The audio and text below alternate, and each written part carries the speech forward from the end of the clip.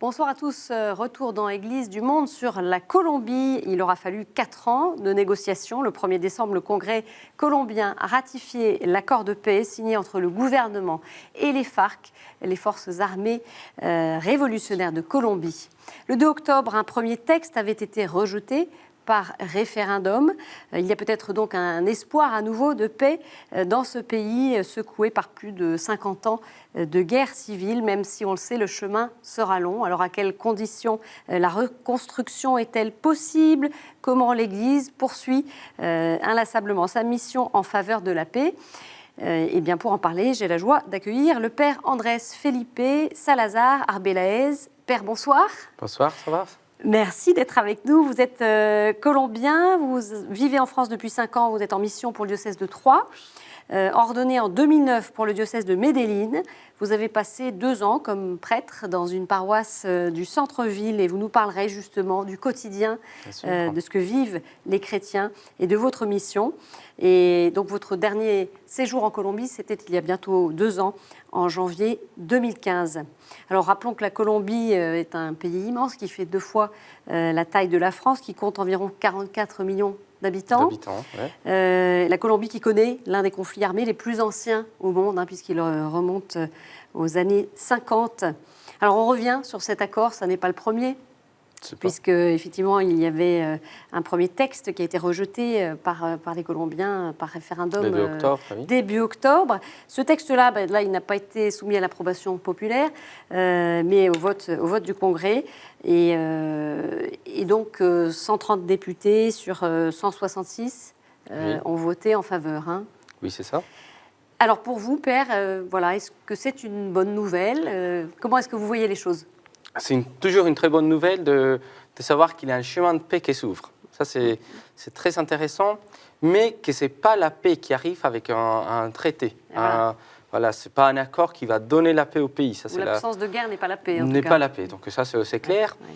Il y a des portes qui s'ouvrent, il y a des choses qui vont se mettre en place. Donc c'est intéressant, les 2 moments où ils sont vécus en Colombie, déjà, il y a une tension qui s'était vécue autour du 2 octobre, quand il a fallu aller voter. Revenez un peu là-dessus pour nous expliquer, Père. Donc le 2 octobre, les Colombiens, ils allaient dire si c'était d'accord ou pas. La question, c'était si on était d'accord ou pas avec les traités qui allaient donner fin au conflit. Voilà, ce n'était pas si on n'était pas d'accord ou pas avec la paix.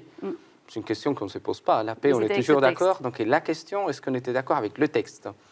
Le texte, il était donné aux Colombiens, donc peut-être 1 mois ou 2 mois en avance, mais très technique. Donc les Colombiens, pas du tout.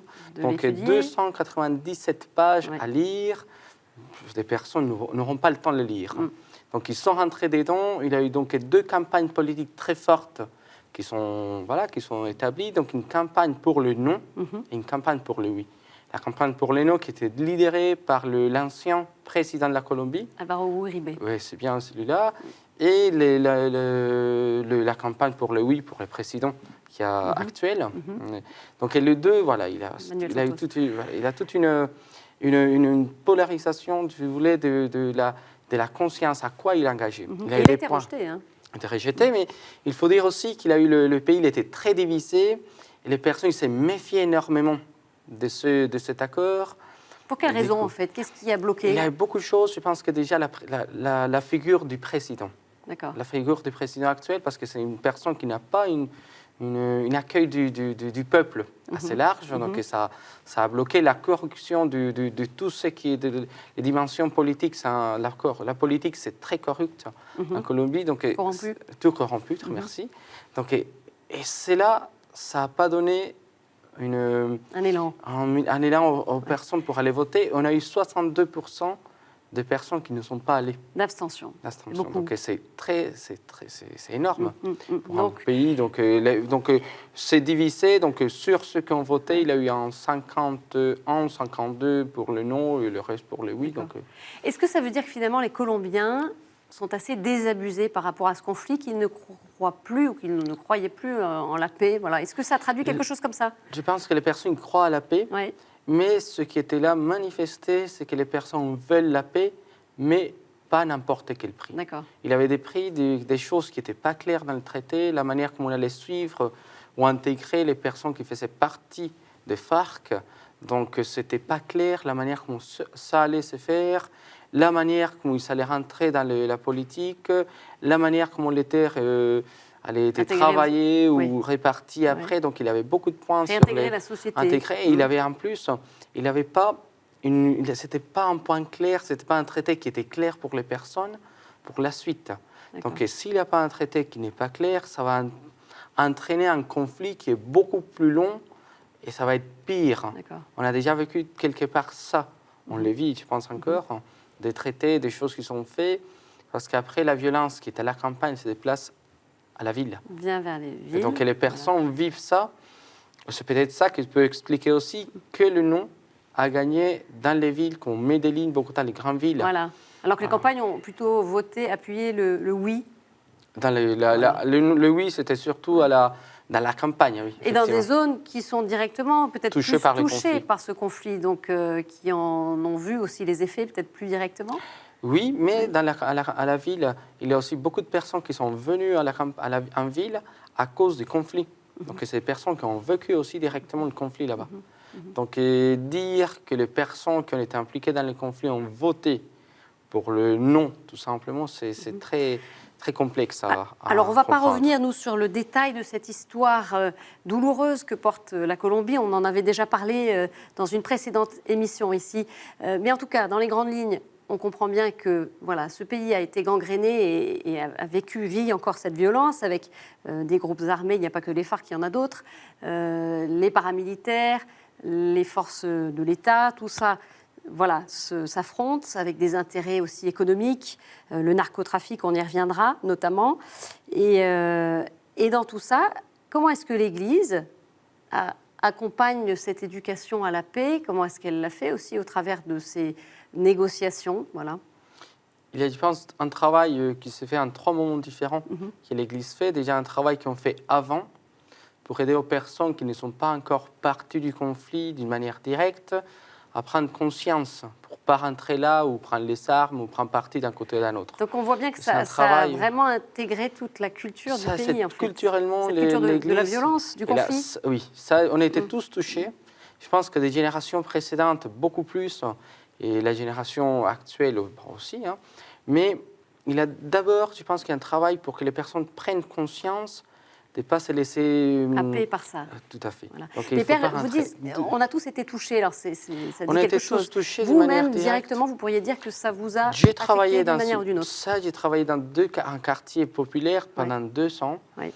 Et je voyais donc déjà, en travaillant dans le quartier, en étant séminariste, des personnes qui mouraient. Ou quand j'allais visiter une personne, il avait toujours des familles qui disaient bon, j'ai perdu un enfant, j'ai perdu 2 enfants, j'ai perdu mon mari. Ouais. Tout le monde a été tout le touché. monde à Toutes les cause- familles ont connu. Et des personnes civiles, ce n'étaient pas des personnes qui Des étaient deuils. impliquées dans le conflit. Ouais, ouais. Même nous, quand j'étais au quartier où j'habitais, c'était un quartier en ville, en Medellín même, où c'était touché par la violence des petits gangs Des gangs. qui s'étaient Ouais. formés à l'issue de la campagne. Des personnes qui sont venues rejetées Voilà. de la campagne, qui ont formé dans ça. Donc on était tous C'est touchés infiltré d'une manière ou partout. d'une autre.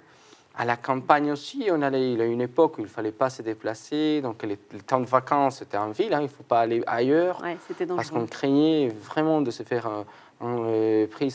prendre en otage par un groupe, voilà. Ou des centrales, il fallait pas y aller. D'accord. Donc on était tous touchés en Colombie par cette culture de la violence. D'accord. Alors, on va en redire quelques mots, et notamment peut-être sur l'évolution de la société qui a quand même bougé. Hein. Peut-être que ça évolue dans le bon sens aussi depuis un certain temps. Alors, à quelles conditions la paix est possible, vous nous le direz, vous, selon vous. Le réseau France-Colombie Solidarité, une plateforme d'ONG et d'associations qui informe sur la situation colombienne, se penche de près sur la situation dans votre pays. Et Matteo Ghisalberti est allé poser la question à l'un des membres de ce réseau, l'association l'ACAT, l'Action des chrétiens pour l'abolition de la torture. Il a rencontré Anne Boucher, qui est responsable Amérique pour l'ACAT. On écoute son analyse. Cet accord de paix avec les FARC est un premier volet extrêmement important. La première condition pour que ce soit réussi, c'est que la mise en application puisse se faire très rapidement et de manière complète, pas uniquement sur le dépôt des armes et le cessez-le-feu, mais aussi, bien sûr, il faut qu'il y ait un processus similaire avec l'autre guérilla, le LN. Alors il y a le début des négociations qui a été signé le 30 mars, mais depuis il n'y a pas eu d'avancée. Il y a toujours un otage que le LN refuse de libérer et qui semble être une condition sine qua non pour poursuivre la procédure. Et puis ensuite il y a ce qui est compris dans l'accord avec les FARC aussi, l'objectif de démantèlement de toutes les organisations criminelles et notamment des paramilitaires, lesquels sont très nombreux et très actifs. Et effectivement, on constate notamment depuis la signature du cessez-le-feu le 26 août qu'il y a une recrudescence de la violence et notamment des attaques et des assassinats à l'encontre des défenseurs des droits de l'homme et notamment de tous les leaders communautaires, paysans, afrodescendants, indigènes qui militent pour le retour à la terre par exemple.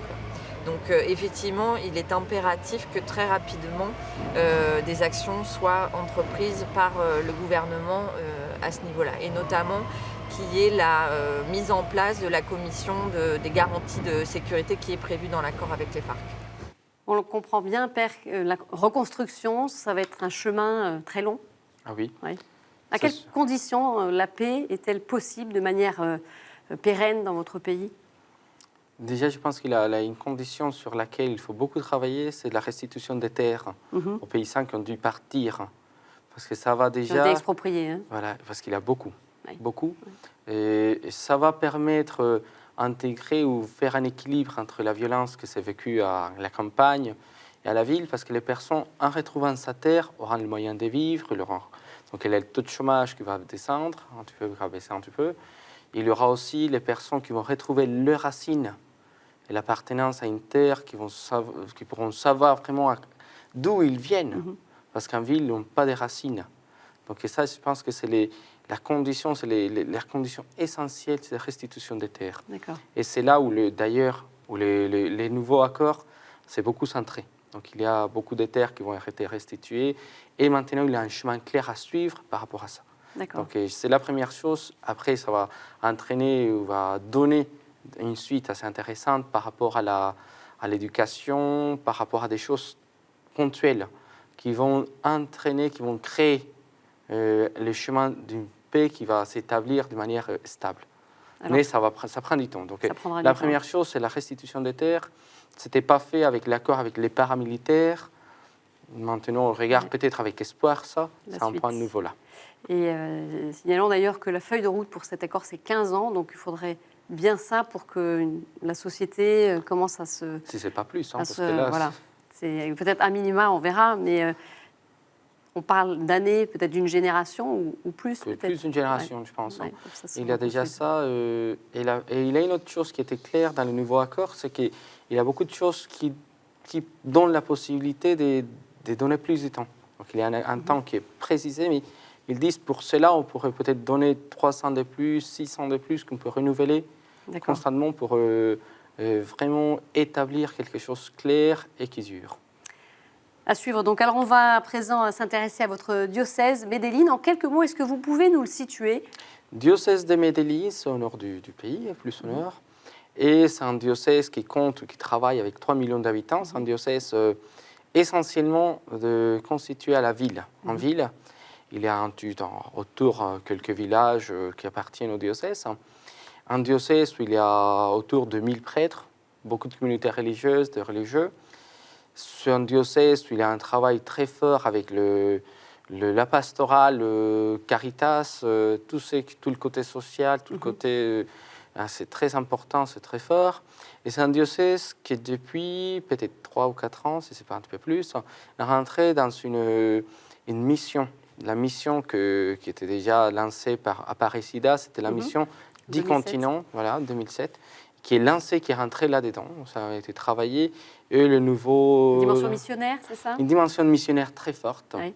Donc, et à l'intérieur de la ville, mais aussi une dimension missionnaire à l'extérieur de la ville. Donc il y a des présences missionnaires dans différents pays et dans différents diocèses de la Colombie même. Vous le disiez tout à l'heure, et on va y revenir après, hein, Medellín aussi est un lieu de violence, ancienne capitale du crime aussi, et du narcotrafic. Ce narcotrafic qui est venu alimenter ce conflit colombien à partir des années 80. Beaucoup de jeunes des barrios, les quartiers, tombent dans la spirale du trafic. Alors on écoute des témoignages dans cet extrait de documentaire, on en parle avec vous juste après. La tentación de pronto de hacerlo no siempre va a estar, porque igual siempre va a estar las necesidades, porque igual aquí todos tenemos necesidades, muchas cosas, ya es como la mentalidad que uno maneje. Y la pastoral, sí, la pastoral nos ha ayudado mucho, nos ha ayudado a cambiar de pronto muchos pensamientos que uno tiene de hacer algo que no debe. Porque No, de pronto cada actividad y cada proceso que llevamos con la pastoral nos fortalece más la mente y nos fortalece más como a salir de lo malo. las ganas de salir de lo malo. Pero sí, eso siempre va a estar porque Pero la como uno vive en pastoral, este barrio, siempre le quieren atentar, por ejemplo, más de uno a uno contra la vida de uno. Entonces, ¿qué le toca hacer a uno? Estar en eso, si no de todas formas le dan a uno. ¿Sí me entiendes? De todas formas lo matan a uno nada más por el mero hecho de vivir en este barrio. Y mi mamá hace de esos de por ahí, entonces, así uno no sabe nada, entonces le toca a uno. Sí, ¿Qué es lo que le toca a uno? pues Pararse, hacer no cosas dejarse malas. matar. Eso no dejarse matar. Ya.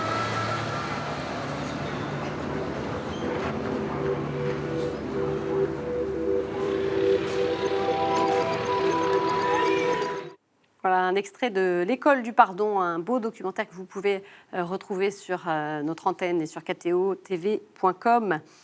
Père, ces témoignages qu'on vient d'entendre, ils sont révélateurs de ce que vivent les jeunes dans les quartiers de Medellín. Vous en avez peut-être côtoyé? Oui, j'avais travaillé avec des jeunes Ouais. et au centre-ville, c'était très, très fréquent d'entendre des jeunes qui venaient là se confesser ou parler parce qu'ils avaient peur d'être reconnus dans leur quartier. Ouais.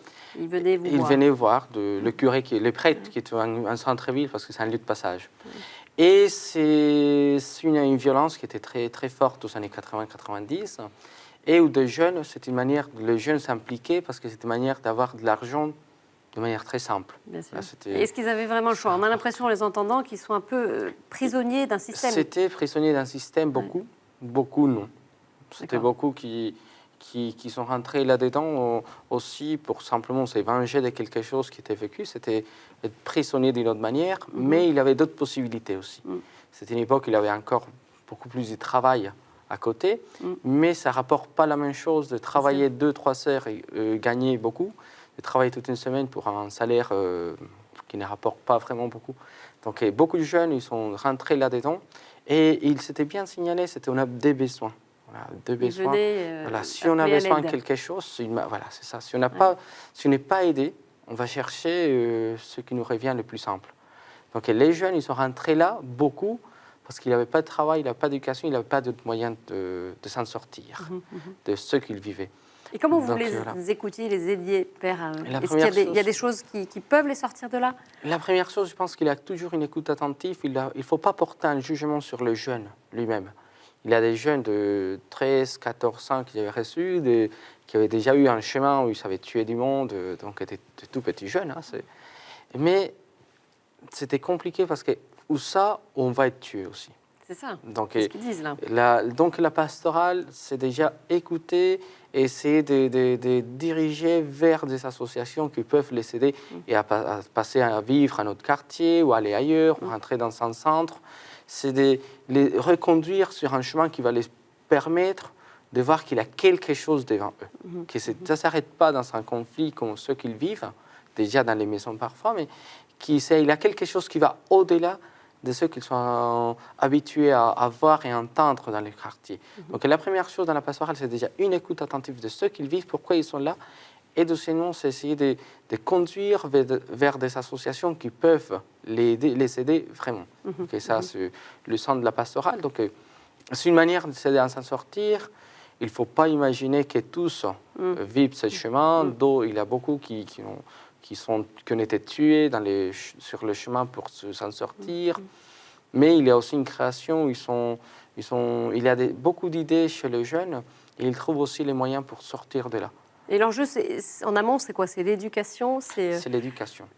pouvoir, Et c'est la création les qui structurer. retrouve les structures. Et surtout que c'est des jeunes qui ont une capacité de faire avancer, c'est des jeunes meneurs, qui savent mener un procès, savent accompagner, conduire des personnes.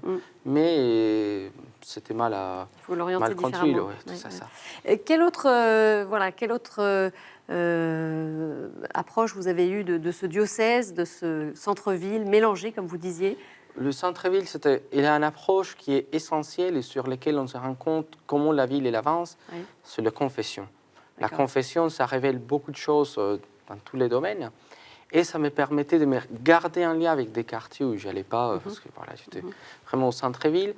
Et ça me gardait une approche très, très, très différente. Parce qu'il avait et à la fois des personnes qui venaient des milieux très défavorisés et des personnes qui venaient des milieux très, très riches. D'accord. Qui ont vécu en ville, qui avaient des magasins en ville, qui venaient là. Donc voir cette différence, comment d'un côté ou de l'autre, il y avait des choses qui se vivaient dures ou d'une manière différente, ça me permettait, moi, de me garder en contact avec la vie de toute la ville en elle-même. Il y avait des personnes de la campagne qui venaient, donc ça me permettait d'avoir des réalités différentes qui sont bien à l'image de ce qui se passe à Medellín. Alors on va parler aussi de Noël, puisqu'on s'en approche, et on aura des images que l'on va voir de procession dans la ville de Tunja. Oui, qui est une ville avec donc des processions d'Indiens, je crois. Beaucoup plus typiques, oui. Voilà, qui sont typiques. Comment ça se passe à Medellín et comment est-ce qu'on fête Noël à Medellín? Il y a une ferveur particulière? Si vous voulez, Noël, je pense que pas simplement à Medellín, mais partout en Colombie, et je pense que partout dans le monde, mais en Colombie, je le ressentais de manière très forte, c'est très familial. Donc Noël, c'est famille. Il y a 9 jours avant Noël, donc il fait 9 jours de prière en famille. D'accord. Donc déjà ça, on prie chez on soi. prie chez soi, mais on est parfois avec les voisins, les personnes du quartier. Deuxièmement, il y a un travail d'église très intéressant, parce qu'il n'y a pas forcément de procession, on va se déplacer en ville, ça se fait. Il y a un travail très fort dans la paroisse, on peut rassembler le matin de jeunes ou des enfants. Le matin des enfants, on peut avoir 600, 700, ça dépend toujours des quartiers. Des jeunes le soir, 2 adultes l'après-midi ou tout de suite vers 19h30. Il y a une préparation vraiment religieuse autour de Noël. Qui passe par quoi? Qui passe par déjà la prière. D'accord. Qui passe par la prière. Et c'est une prière qui est traditionnelle. Si vous voulez, une prière qui a été déjà faite peut-être bien au XVIIIe siècle. Et qui est arrivé jusqu'à nous de cette manière, avec de petits refrains qu'on chante. Et c'est très festif, très tradition. Et c'est partout en Colombie où on chante la même chose et qui reste. C'est un chant de Noël? Il y a beaucoup de chants de Noël. Hier soir, j'ai rencontré, c'est des choses de hasard, une fille de Medellín dans le métro. Voilà, c'était quelqu'un qui parlait en espagnol. Et on a eu 3 minutes de discussion autour de ça. C'était vraiment un esprit familial, mais à la fois qui vient d'une force religieuse où on sent que Dieu est vraiment présent dans la vie. Et je pense que ça a beaucoup marqué la vie du pays, dans un contexte de violence. Savoir que Dieu, il est là, ça fait avancer. Et il y a des quartiers très pauvres qui ont vécu des violences très très fortes, qui se rassemblent tout au long des 9 jours qui précèdent Noël pour dire, voilà, on a vécu ça, mais on va faire quelques jours de paix. D'accord. Quelques jours de silence, quelques jours d'être unis, d'être ensemble. Voilà, c'est une période où on vit vraiment la présence de Dieu parmi nous. C'est très, très fort. En attendant la venue du prince de la paix. Hein. C'est bien ça. Ça prend un sens peut-être particulier chez vous. Alors le pape pourrait se rendre en Colombie en 2017. En tout cas, il est invité. Il est invité, c'est déjà pas mal. Dites-nous un petit peu alors. C'est toujours, il y a 2, donc il y a déjà la position du président qui a dit que le pape venait. Et il y a le Vatican, l'épiscopat en Colombie qui a dit oui, il est toujours invité. On attend sa visite pour l'année 2007. En quel moment, on ne sait pas trop. Voilà. Il n'y a pas encore de confirmation. Et il y a le Vatican, il n'a rien dit, qui a dit on n'a pas de visite prévue. D'accord. Donc on est là dans un état où on ne sait pas où on va, il est toujours invité. D'accord. Il a eu beaucoup de contacts. Qu'est-ce qu'il pourrait apporter en Colombie? Et les Colombiens souhaiteraient qu'il vienne, j'imagine. Oui, les Colombiens, je pense que la dernière visite du pape, c'était 86, c'était Jean-Paul II. Et ça a beaucoup marqué les personnes qui ont vécu ça dans les différentes villes. Et je pense que la présence du pape, en ce moment, ça peut apporter la même chose qu'il a apporté dans le monde, une présence d'une église renouvelée et joyeuse. Et je pense que les Colombiens ont besoin de voir ça dans leur quotidien. Une toute dernière question. Vous, votre espérance, Père, pour votre pays, qu'est-ce que c'est? Est-ce que vous pouvez nous le dire? Vous savez, ce que j'espère, ce que tous les Colombiens nous attendons, nous espérons, c'est de pouvoir trouver un chemin véritable de paix. Et que chacun puisse avoir conscience que la paix, ce n'est pas à l'extérieur qui va se jouer, mais que c'est déjà dans un procès intérieur, un chemin intérieur de réconciliation et du pardon. Sinon, on peut signer des accords, on peut faire tout, mais on va s'armer d'une autre manière. Donc, l'espérance pour mon pays, c'est qu'on puisse avoir un chemin de réconciliation intérieure avant de se lancer dans un chemin de réconciliation extérieure. Et les chrétiens peuvent être acteurs aussi Ils le sont déjà. de renouveau. Ils le sont déjà et c'est pour ça qu'il y a une espérance qui est très fondée sur ce que les personnes vivent déjà à Medellín. Il y a des efforts très très forts, des efforts intéressants, des efforts, des initiatives où ils disent, bon voilà, on a vécu ça, on a perdu toutes nos familles, on a perdu ça, mais on fait un chemin pour pardonner ceux qui ont fait ça. Donc, Eh bien, on reste là sur cette note d'espérance. Merci beaucoup, Père Merci Andrés à vous. Felipe Salazar Arbeláez, d'être venu nous apporter votre témoignage sur ce que vit la Colombie, sur ce chemin douloureux, mais chemin aussi peut-être vers la paix, on l'espère. Et on suivra de près l'évolution de ce qui se passe dans votre pays dans les prochains mois.